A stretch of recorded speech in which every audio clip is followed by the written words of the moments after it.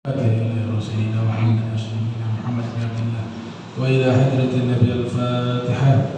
بسم الله الرحمن الرحيم. الحمد لله رب العالمين الرحمن الرحيم مالك يوم الدين إياك نعبد وإياك نستعين اهدنا الصراط المستقيم صراط الذين أنعمت عليهم غير المغضوب عليهم ولا الضالين آمين. Assalamualaikum warahmatullahi wabarakatuh. Alhamdulillahilladzi musabbibul asma wa musayyirus sahab. Thumma salatu wassalamu ala sayyidina Muhammadin wa alihi wal ashab. Amma ba'du. Subhanaka la ilma lana illa ma 'allamtana innaka antal alimul hakim. Rabbi israh li sadri wa yassir li amri wahlul 'uqdatam min lisani yafqahu qawli wasaddid lisani wahdi qalbi bihaqqi sayyidina Muhammadin sallallahu alaihi wa alihi wa barik wasallam. Ya man huwa fi 'ulumihi kain, ya man huwa fi fi'li hamid, ya man huwa fi majri matin. Allahumma akrimna bi nuril fahmi wa akhrijna min zulumatil wahmi warzuqna fahman nabiyyin wa hifdzal mursalin wa ilhama malaikatil muqarrabin. Rabbana zidna ilman wa fahma wa aqla ya akramul akramin bihaqqi sayyidina Muhammadin khatamil anbiya wal mursalin. Ya Rahman ya Rahim. Sallallahu ala sayyidina Muhammadin wa ala alihi wa sahbihi wa barak wa sallam. Alhamdulillahi rabbil alamin. Qala al-musannif rahimahullah radhiyallahu anhu wa nafa'ana bihi wa bi 'ulumihi wa amaddana bi asrarihi wa 'adana min barakatihi fid darain. Faslun. Musa yansuru ahadal Israiliyin. Syabba Musa fi baiti Fir'auna wa kana qawiyal jism wafiral quwwah wa la yakhfa alayhi annahu dakhilun fi baiti Fir'auna wa annahu Israiliyun min dhalikal sya'bi muttahadi. Nabi Musa alaihissalam disebutkan di pertemuan lalu, beliau tinggal di istananya Fir'aun, Raja Mesir. Jadi Fir'aun itu adalah laqabun limalik Misr. Fir'aun adalah julukan untuk Raja Mesir, disebut dengan Fir'aun. Nabi Musa tinggal di lingkungan istana Fir'aun, mendapatkan pendidikan di dalam istana Fir'aun. Bahkan Syabba Musa, Syabba Musa artinya masa remaja beliau juga di istananya Fir'aun. Jadi dari kecil, dari bayi sampai masa remajanya beliau tinggal di istananya Fir'aun. Wa kana qawiyal jismi wafiral quwwah. Fisik dari Nabi Musa itu sangat kuat. Fisiknya sangat kuat. Secara umum fisiknya seluruh para nabi itu berbeda dengan fisik manusia biasa. Secara umum dikatakan oleh para muhadditsun, para ulama-ulama ahli hadis, di antaranya Al-Imam Al-Aini di dalam kitab Umdatul Qari, juga disebutkan oleh Al-Imam Ibnu Hajar Al-Asqalani yang lahir tahun 773 Hijriah di dalam kitab Fathul Bari. Ada riwayat ini kebanyakan ulama hadis menyatakan tidak sampai kepada Nabi, tapi diyakini oleh para ulama dari hasil riset mereka, hasil ijtihad mereka menyatakan para nabi selain Nabi Muhammad sallallahu alaihi wasallam itu kekuatannya, satu orang nabi kekuatannya seperti 10 orang laki-laki ahli surga. Bukan laki-laki penghuni dunia, tapi laki-laki penghuni surga. Satu orang nabi kekuatannya sama seperti 10 orang laki-laki penghuni surga.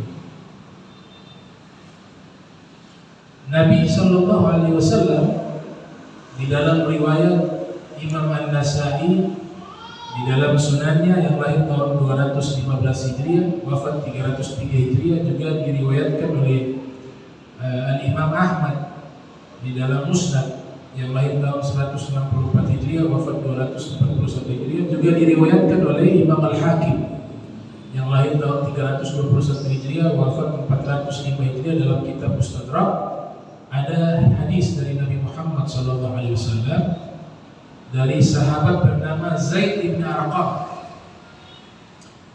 Zaid bin Arqam meriwayatkan langsung dari Nabi. Nabi pernah menyatakan, inna rajula min ahlil jannah la yu'ta quwwata mi'ah fil akli wasyurbi wal jima'i wasyahri. Sesungguhnya seorang laki-laki dari penghuni surga, Allah Ta'ala berikan kepadanya kekuatan 100 orang laki-laki penghuni dunia di dalam makannya, minumnya, jima'nya, syahwatnya. Jadi satu orang laki-laki penghuni surga itu setara kekuatannya dengan 100 orang laki-laki penghuni dunia. Maka di sini kita bisa simpulkan kekuatan Nabi Musa alaihissalam berapa? Kalau kekuatan laki-laki penghuni dunia 100 kekuatan laki-laki penghuni dunia itu sama dengan satu kekuatan Nabi Musa.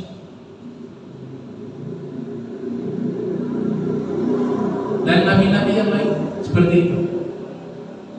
Adapun Nabi kita Muhammad Sallallahu Alaihi Wasallam dikatakan oleh Imam Al-Aini, kalau Nabi Muhammad memiliki semua kekuatan para nabi. Ada pendapat demikian. Bisa dibayangkan, para nabi satu orang saja, Nabi Musa itu seperti 100 orang laki-laki penghuni dunia. Ada pendapat ulama menyatakan bahwa Nabi Muhammad memiliki seluruh kekuatan para nabi. Jumlah para nabi keseluruhan 124.000. Kalau yang diriwayatkan di dalam kitab Tanwirul Qulub. Itu pendapat pertama. Pendapat kedua menyatakan kekuatan Nabi Muhammad SAW itu disebutkan oleh sahabat bernama Sayyidina Anas bin Malik bahwa Nabi memiliki kekuatan seperti 40 orang. Riwayat sampai di situ saja, 40 orang. Tidak disebutkan 40 orang apakah penghuni surga atau 40 orang penghuni dunia. Disinilah peran ulama hadis yang mensyarahi, yang mengomentari, yaitu Al-Imam Ibnu Hajar Al-Asqalani menyatakan yang dimaksud 40 orang kekuatan Nabi Muhammad sama dengan 40 orang laki-laki penghuni surga. Berarti jumlahnya berapa? 100, 4.000 laki-laki. Itu kekuatannya Nabi Muhammad Sallallahu Alaihi Wasallam. Oleh sebab itu Nabi kita SAW pernah duel dengan salah seorang pegulat hebat di masa itu, namanya Ukana. Dia tidak pernah kalah dalam duel. Tapi ketika menghadapi Nabi Muhammad SAW, dengan mudahnya Rasulullah mengalahkannya dengan satu tangan.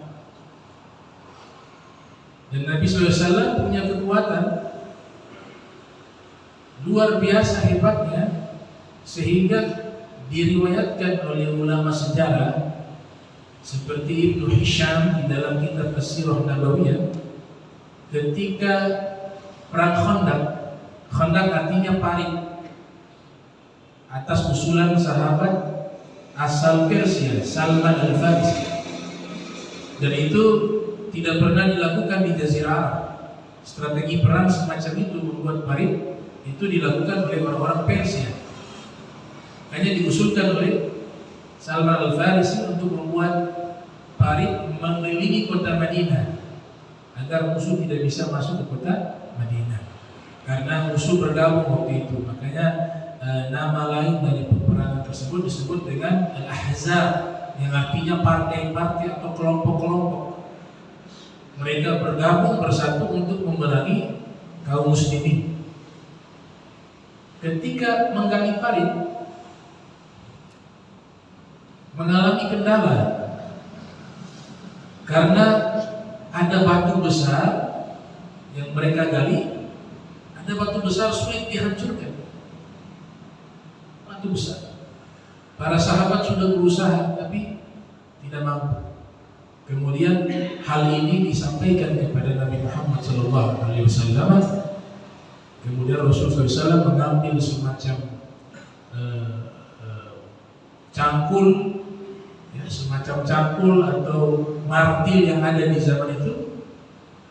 Nabi memukul itu batu besar, dia hancur lebur layaknya pasir. Tapi di situ ada mukjizat, ketika dipukul muncul kilatan cahaya. Terlihat ada istana Romawi, ada istana Persia. Allah tampilkan gambaran masa depan bahwa umatnya Nabi Muhammad akan menaklukkan kerajaan Romawi dan Persia di saat Nabi menghancurkan batu tersebut. Nah, itu kekuatan Rasulullah. Batu yang besar dipukul dengan begitu kerasnya, hancur lebur layaknya pasir. Bahkan mohon maaf, ini disebutkan di dalam kitab Asy-Syama'il Al-Muhammadiyah. Asy-Syama'il Al-Muhammadiyah ditulis oleh Imam At-Tirmidzi di dalam kitab tersebut, yang lahir tahun 209 Hijriah, wafat 279 Hijriah. Nabi mampu mendatangi satu malam itu semua istrinya. Yang 9 semalam itu bisa. Jangan kita berpikir kepada hal negatif. Di sini lagi membahas kekuatan Nabi, karena sebagian orang ingin menyamakan Nabi sama seperti kita. Nabi itu dari bangsa manusia, tapi manusianya Nabi itu berbeda dengan kita. Berbeda. Wa basyarun lakal basyar. Nabi Muhammad manusia, tapi tidak seperti manusia biasa. Kita sama-sama batu, tapi Nabi batu permata, batu berlian. Kita batu kerikil, tapi sama-sama batu. Itu sehebat-hebatnya manusia, walaupun olahraganya, ya, dia fitness misalnya, makan makanan secara teratur. Seandainya dia punya istri, jangankan 9 terlalu banyak, 5 saja, satu malam keliling-keliling, nggak bisa.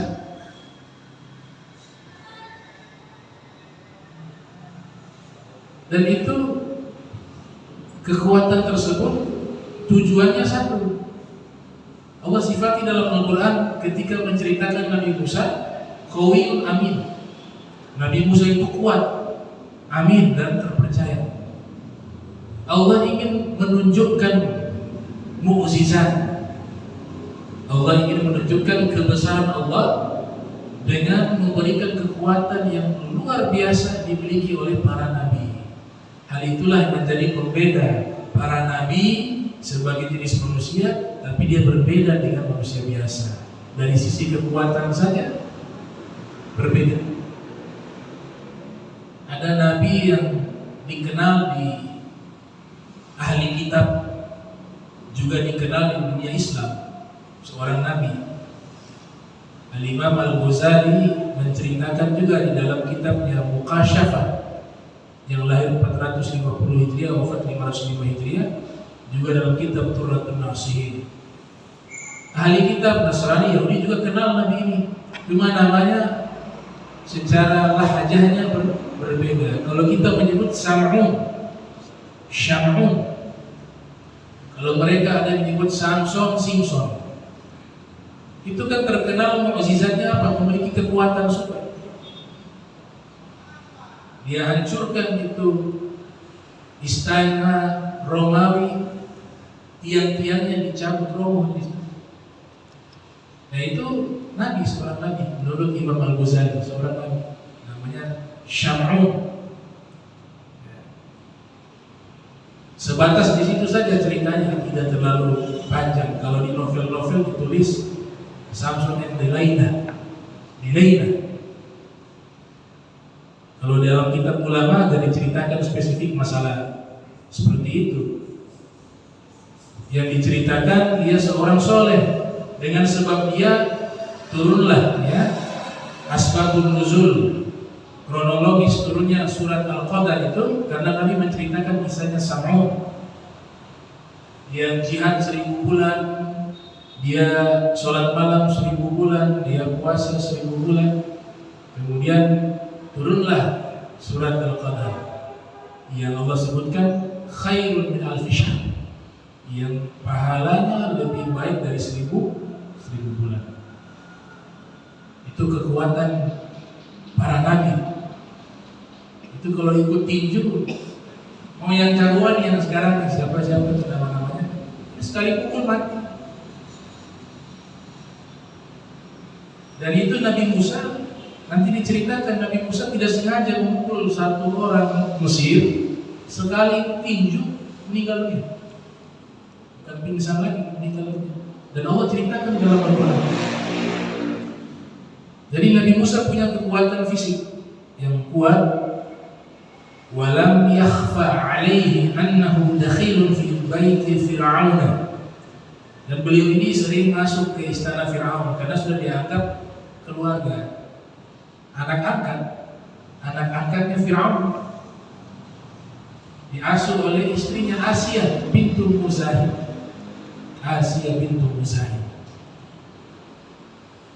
Dan bangsa Israel, tempat daripada genealoginya Nabi Musa kan Bani Israel, anak turunan daripada Bani Israel. Mereka itu di Mesir ditindas, bangsa yang ditindas oleh bangsa Mesir. Fakana 'aunan lil Israiliyyin yadafa'u anhu adza qaumi Fir'aun. Sedangkan Nabi Musa secara alamiah ketika melihat Bani Israel ditindas, beliau selalu membela. Padahal identitas Nabi Musa, dia punya KTP pada waktu itu warga negara Mesir, tapi selalu bela Bani Israel, selalu membela, melindungi dari gangguan kaum Fir'aun. Qadara Musa qasra Fir'aun yawma wa dakhala al-madinata faj'atan duna an ya'lama ahadun bidzalika fawajada rajulain yatashajarani ahadahuma Israiliyyun min qaumi wal akhara Fir'auniyyun. Pada satu hari Nabi Musa keluar dari istana Fir'aun. Dia masuk ke kota Memphis disebut. Tidak ada yang mengetahui itu adalah Nabi Musa, seorang anak yang diasuh di istana, di kerajaan.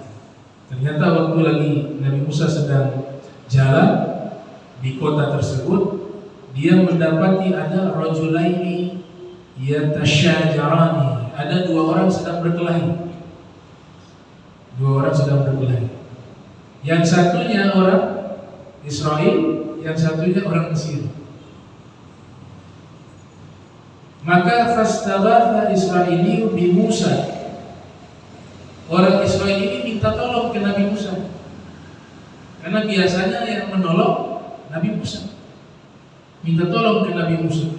Fa akhadha bi nusratihi. Nabi Musa mulai menolong orang tersebut. wa wakaza khasmahu wakzatan kanat al-qadiyatu alaihi. Ketika Nabi Musa mulai menolong, dia meninju dengan wakzatan, hadza maf'ul mutlaq lil adad, objek mutlak menjelaskan keterangan angka, bilangan. Wakzatan sekali tinju. Orang-orang orientalis di sini mereka menuduh para nabi itu punya dosa.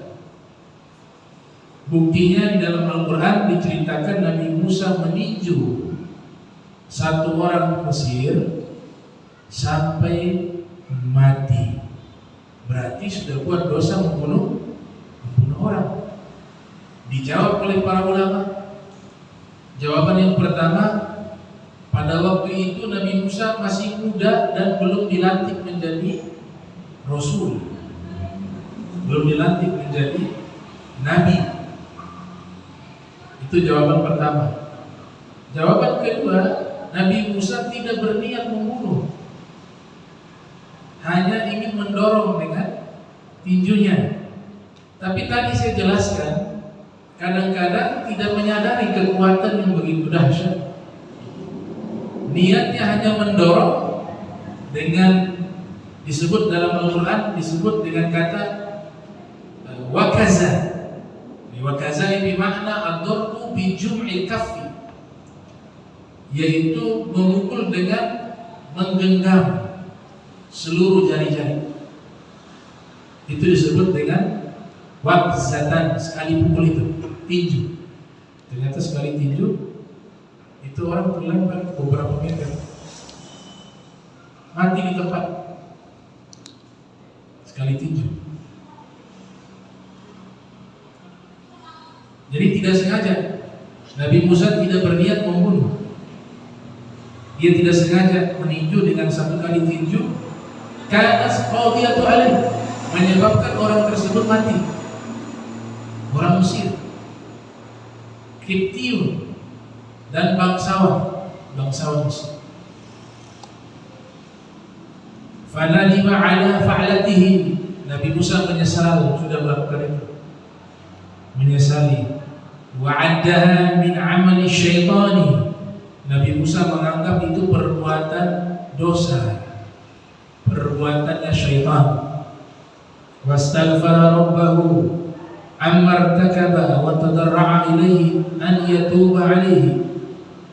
Kemudian Nabi Musa meminta ampun kepada Allah atas dosa tersebut.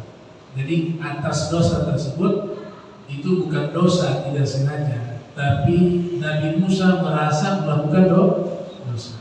Biasanya orang-orang baik begitu. Hal yang sebenarnya tidak dosa tapi hatinya sudah suci, sudah bersih, itu perbuatan yang tidak sampai kepada batasan dosa, dia merasa melakukan dosa. Bagaimana dengan dosa yang sebenarnya? Jadi ada istilah di dalam Al-Quran, falamma 'asa Adam rabbahu, tatkala Adam bermaksiat kepada Allah. Ini jangan kita artikan Allah bermaksiat kepada Allah, tapi Nabi Adam, ya, jangan kita artikan Nabi Adam bermaksiat kepada Allah, tapi kita harus artikan Nabi Adam merasa melakukan maksiat kepada Allah. Karena tidak ada yang dilanggar. Itu buah khuldi, buah yang namakan buah itu buah khuldi itu iblis. Itu hanya tipuan. Hukum makan buah kan boleh. Apalagi kalau konteksnya di surga, terlepas surganya terjadi perbedaan pendapat. Namun di surga itu kan sebenarnya tidak ada larangan, sehingga disitulah terjadi perdebatan. Ini bukan surga. Kalau surga tidak ada larangan, semua Allah sediakan tempat untuk dinikmati. Itu kan disebutkan di dalam Al-Quran, innal abrara lafi na'im. Orang-orang yang berbuat baik, mereka di dalam surga menikmati seluruh kenikmatan yang ada di dalamnya. Cuma begitulah keadaan orang-orang besar, dia merasa melakukan dosa besar. Padahal ini juga bagian dari skenario-nya Allah. Sebelum Nabi Adam diciptakan, Allah sudah katakan inni ja'ilun fil ardi khalifah.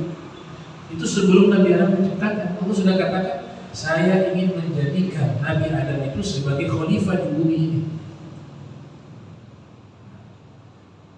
Jadi Nabi Musa tidak berniat membunuh. Istighfarnya di sini karena merasa melakukan dosa. Memohon kepada Allah agar Allah ampuni dan diterima taubatnya. Wa alla yaj'alahu musa'idan lil mujrimin. Dan Nabi Musa memohon kepada Allah jangan sampai dianggap dirinya itu termasuk orang-orang yang menolong kepada orang-orang yang melakukan kejahatan.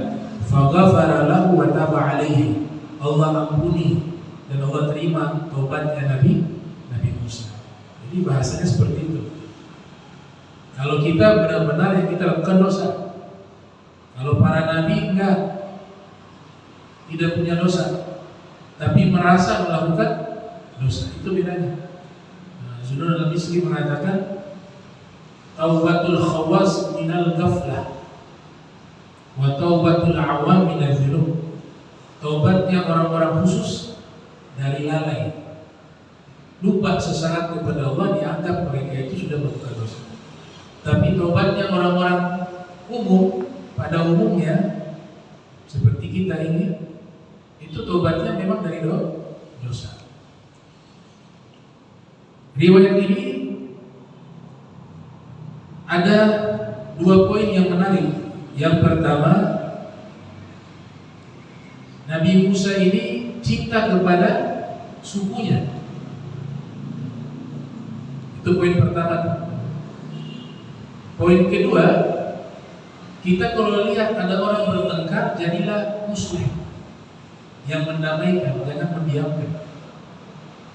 Itu dalam Al-Quran disebutkan wa aslihu baina akhawaikum. Damaikanlah 2 saudara kalian yang sedang bertengkar. Kalau mampu, sekiranya dia mampu untuk mendamaikan, tapi kalau dia khawatir justru membahayakan dirinya, di situ ada 3 cara yang Nabi ajarkan. Kalau mampu, dia dengan tindakan. Tidak mampu, dengan lisan nasihat. Kalau takut, hati saja meninggal. Tapi selayaknya orang mukmin kalau melihat seperti itu, dia harus berusaha mendamaikan. Nah, hukum mencintai suku kita, tempat asal kita, itu adalah fitrah manusiawi.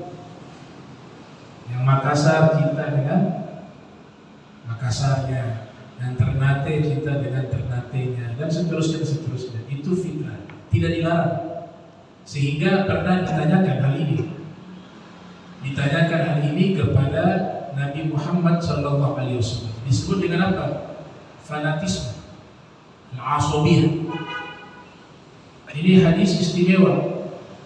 Hadis tentang fanatisme ini istimewa karena sanadnya itu bersambung dari ulama-ulama Indonesia kelas internasional di zamannya. Sanadnya itu bersambung dari ulama-ulama Indonesia yang levelnya internasional. Hadis ini termuat di dalam kitab Musnad Imam Ahmad bin Hanbal. Diriwayatkan oleh Syekh Yasin Al-Fadani Padang. Syekh Yasin Al-Fadani di dalam kitabnya Al-Arba'in Al-Buldaniyah. Syekh Yasin mendapatkan hadis ini dari gurunya. Dianggap guru secara sanad, yaitu pendiri Nahdlatul Ulama, Kiai Haji Hashim Asy'ari, muassis Nahdlatul Ulama. Hadratus Syekh Hashim Asy'ari ini dapat riwayat ini dari gurunya namanya Syekh Mahfud At-Tirmasi Pacitan, yang menulis kitab Fi Mauhibah. Jadi ulama besar di Makkah. Syekh Mahfud At-Tirmasi ini dapat hadis ini dari gurunya namanya Sayyid Abi Bakar Syattar, pengarang kitab I'anatul Talibin. Beliau orang Arab.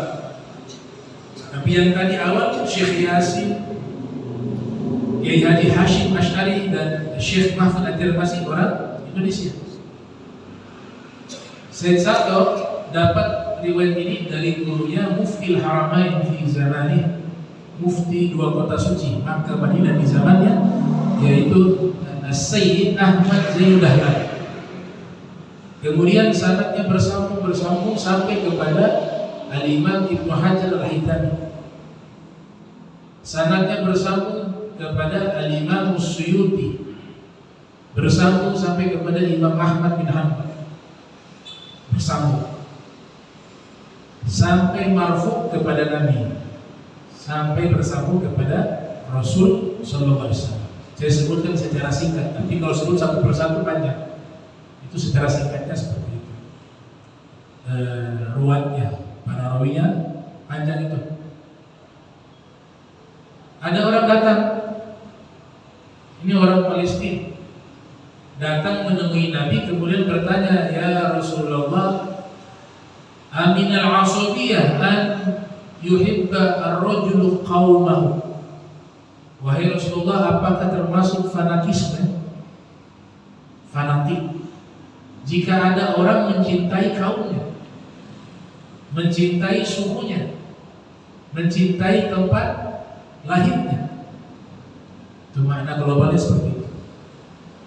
Nabi jawab, lah, itu bukan fanatik, itu fitrah. Maksudnya begitu. Bukan fanatik itu.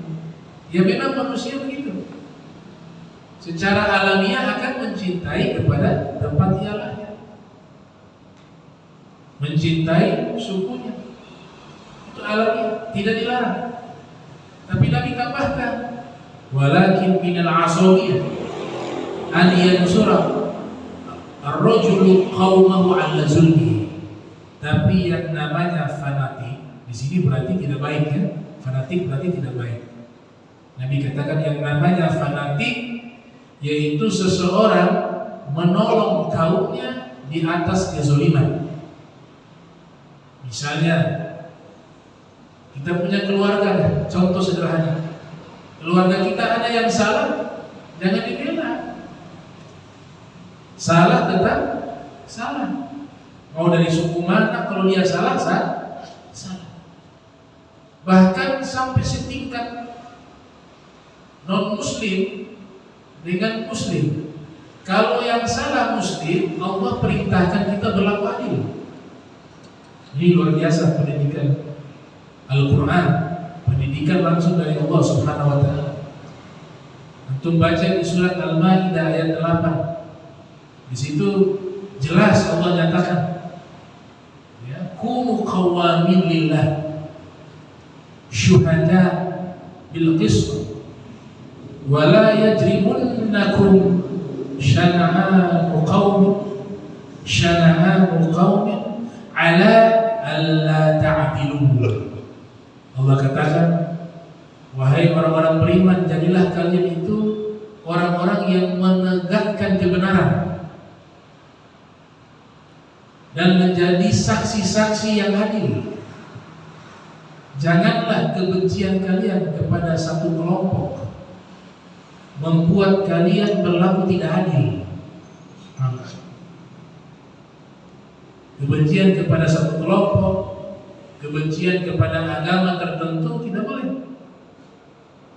Kita dididik apa? Membenci perbuatannya, kejahatannya. Muslim tapi melakukan kejahatan, wajib kita ingkari.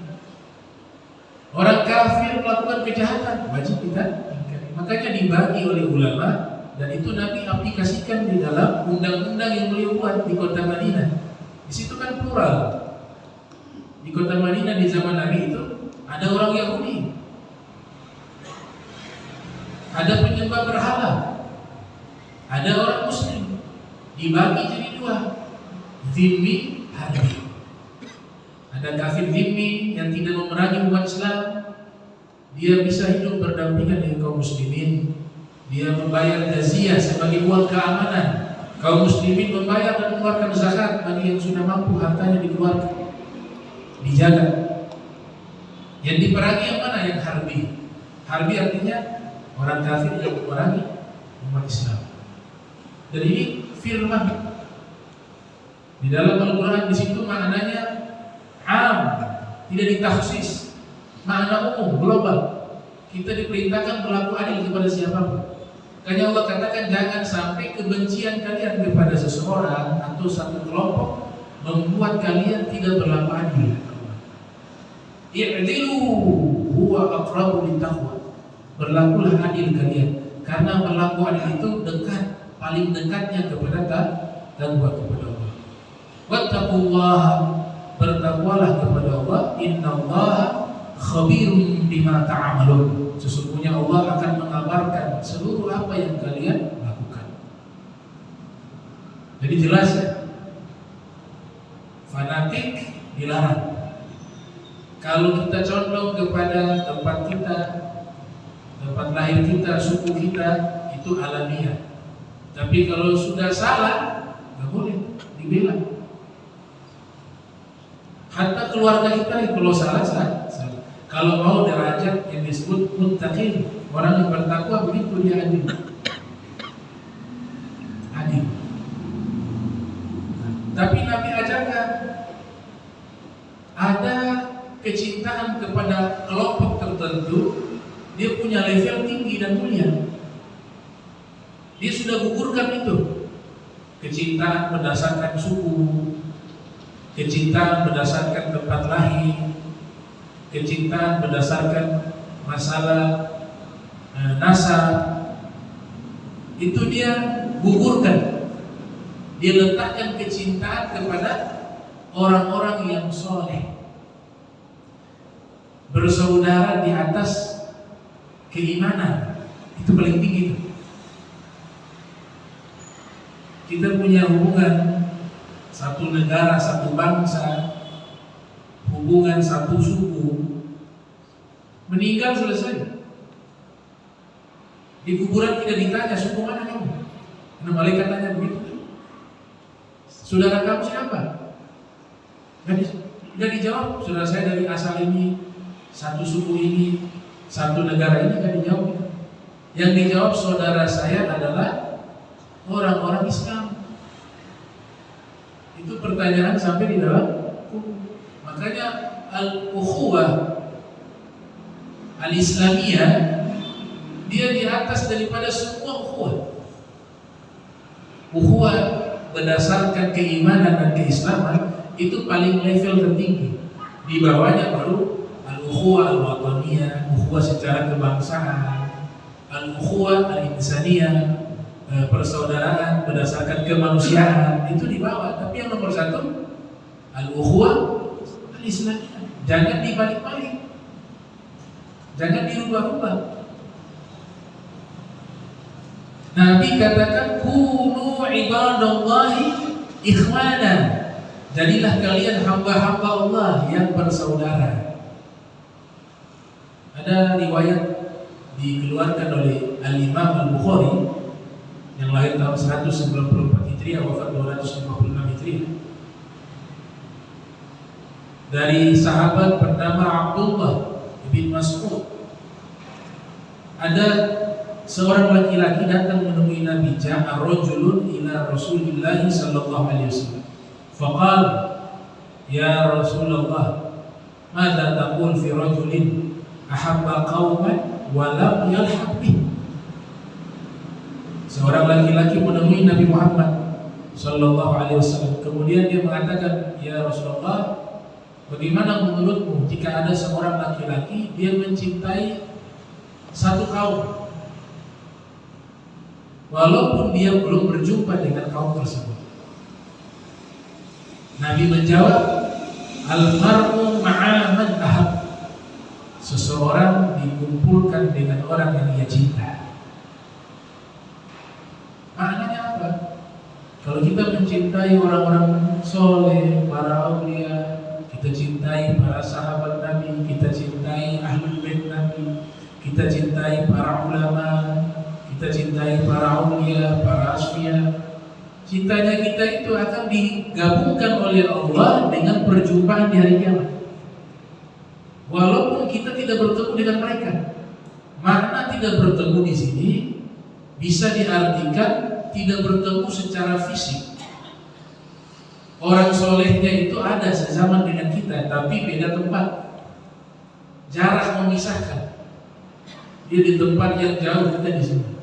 Tapi karena kita cinta kepada orang soleh tersebut, walaupun lewat YouTube, dia di negara mana, kita cinta sama orang soleh, itu akan terhubung. Cinta kita itu akan sampai kepadanya, dan nanti Allah mengumpulkan kita bersama mereka. Makanya harus pilih-pilih tuh. Kalau fanatik begini boleh? Harus fanatik begini. Fanatik apa artinya? Mencintai kepada orang-orang soleh, mencintai para nabi, para rasul, para aulia, para soleh. Nah ini tinggi levelnya. Makna kedua bukan masalah jarak. Sudah meninggal mereka, otomatis kita tidak bisa berjumpa dengan mereka.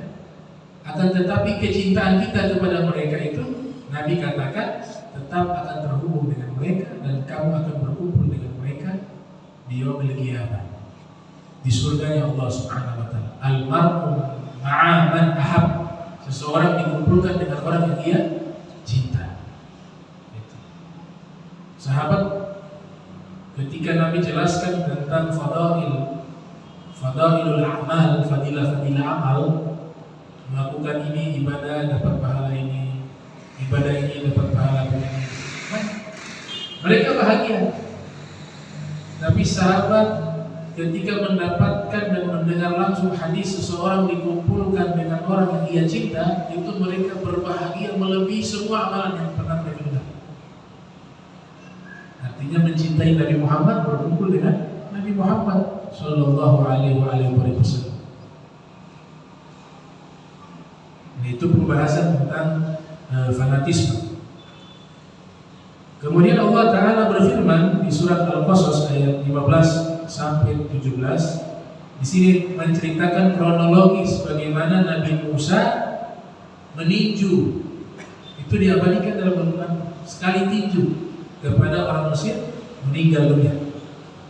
Wa dakhala al-madinata 'ala hin ghaflatin min ahliha. Nabi Musa masuk ke kota tersebut pada waktu lalai penduduknya. Fawajada fiha rajulaini yaqtatilani.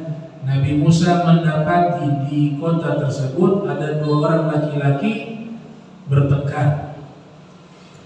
Hada min syi'atihi. Nah ini dari pengikutnya. Syiah itu artinya pengikut. Ini dari syi'atihi, pengikutnya. Wa hadza min aduwihi, dan yang laki-laki yang satunya ini adalah musuhnya, yaitu orang Mesir. Fastaghathahu alladhi min syi'atihi 'ala alladhi min aduwihi. Maka pengikutnya Nabi Musa meminta tolong kepada Nabi Musa untuk mengalahkan musuhnya. Fawakazahu Musa faqadu alaihi. Subhanallah, Allah abadikan di dalam Al-Quran. Fawakazahu Musa, maka Nabi Musa meninju dengan sekali tinju. Faqadu alaihi, orang yang ditinju itu langsung mati. Makna faqadu alaihi itu mati di tempat. Melawan siapa? Mike Tyson, Holyfield, Lennox Lewis. Nabi Musa tinju sekali mati. Itu menunjukkan ini idola kita nih, manusia super, gak usah jauh-jauh tuh. Yang fiktif-fiktif tuh. Superhero yang ada kan banyak fiktif. Bohong. Kita punya superhero yang sesungguhnya, para nabi, para rasul. Sudah kuat, punya kekuatan super, tapi akhlaknya baik, ibadahnya baik, pintar, dicintai Allah, perilakunya baik. Nah, ini lengkap. Maka disebut para nabi itu al-insanul kamil, sosok manusia sempurna, tidak perlu cari yang lain. Untuk baca semuanya ada. Teladan para nabi itu ada lengkap. Sekali pukul mati.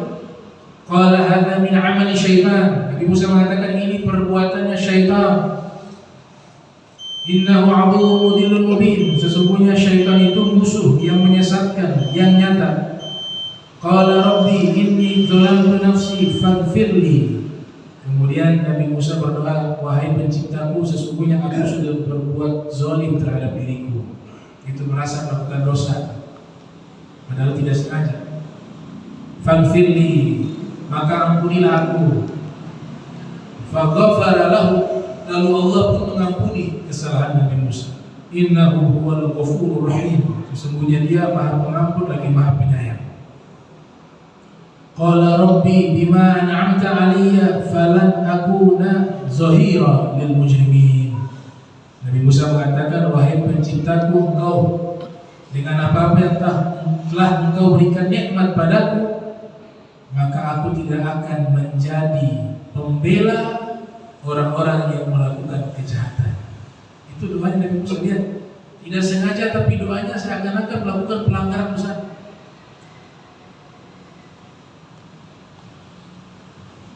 Itu doa-doanya para nabi selalu merasa dirinya banyak dosa. Coba lihat Nabi Adam juga begitu kan. Rabbana dzalamna anfusana. Kita gak pernah rasa dosa. Para nabi doanya mengatakan banyak dosa. Sayyidina Ali mengatakan di dalam munajatnya, Allahumma gfirli fa inni minaz zalimin. Ya Allah, ampunkanlah dosaku. Kata Sayyidina Ali bin Abi Thalib, karena aku termasuk orang-orang yang zalim. Sayyidina Ali zalim di mana? Terbalik, dizolimi. Tapi begitulah orang-orang yang makin dekat dengan Allah, dia merasa dirinya banyak dosa. Ketika seorang hamba merasanya dia banyak dosanya, dia banyak kurangnya, disitulah dia bisa dekat dengan Allah. Ana inda munkasiril qalbi min ajli. Atau kama qala, dari riwayat mengatakan Allah Ta'ala berfirman dalam hadis qudsi, saya bersama hambaku yang hatinya hancur karena saya. Itu hadis qudsi, maknanya kita merasa hina, merasa banyak dosa, di saat itulah Allah dekat dengan kita.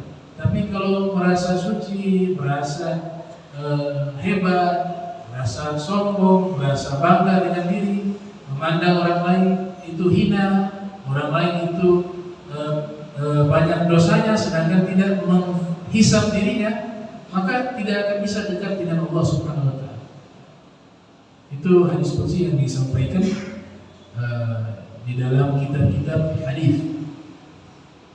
Setelah Nabi Musa tidak sengaja membunuh orang tersebut, informasi ini sampai ke telinganya Firaun. Marah Firaun, disuruh seluruh pasukannya mencari Nabi Musa untuk diadili.